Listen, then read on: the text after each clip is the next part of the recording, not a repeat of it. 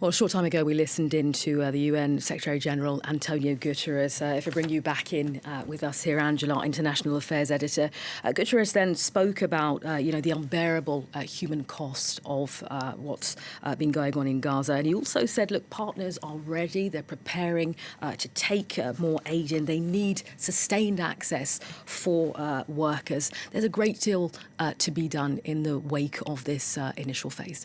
Yeah, this will be one of the key elements to this for the people of Gaza, for the bombing to stop and for humanitarian aid in significant quantities to be re-established. That is absolutely paramount on the Gazan side.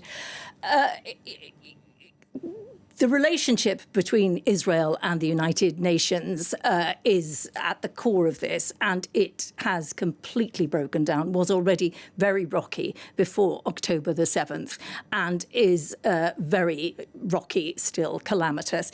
The United Nations either itself distributes a lot of aid or through a network of humanitarian agencies with which it cooperates, some local Palestinian, some from outside. They know what they're doing in terms of this is how they operate. They're professionals. They have been in the game of delivering humanitarian aid around the world for decades.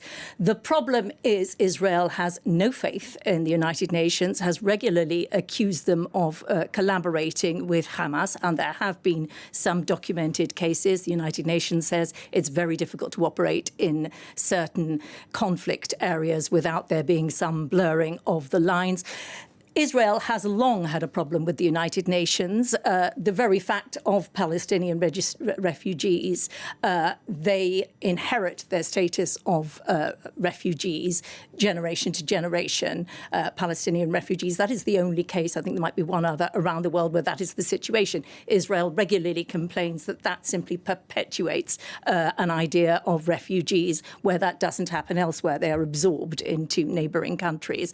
And Israel is very angry, always says that UNRWA, the United Nations Relief and Works Agency, uses maps that don't show the state of Israel. I think that has been rectified after numerous complaints, but this is a very rocky relationship. They also say there is a regular meeting dedicated to the affairs of Israel and the Palestinians every year, every month, and no other conflict in the world merits that kind of attention. There is a lot of baggage there and a lot of distrust, and it is really, really important that the two sides can work together for this to work.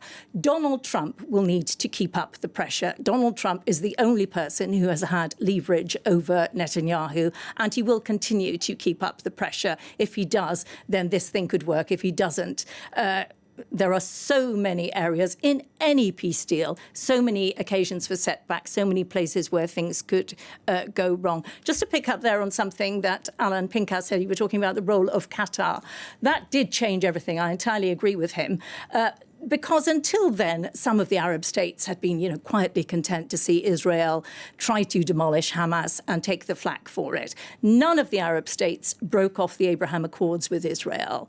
But when it looked as if this was really going to spill over into major regional conflict, when Qatar became involved, when the Israelis blundered and bombed Qatar, then those countries went to Trump and said, stop this thing. And Trump has a lot of financial interests in Qatar, and the Qataris have invested in many of Trump's personal financial areas. There is an awful lot of personal interest there for Donald Trump to do what the Qataris want. And once the Arab countries in the region became seriously involved and said, stop this, Trump intervened, and we are where we are. He is the only person all the way through this who has had any leverage over Netanyahu's government.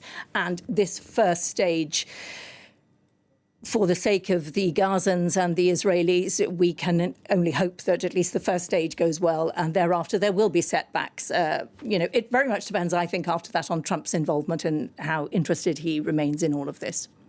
And as we've been talking about this afternoon, Angela, this path to a credible political path forward is as complex as ever.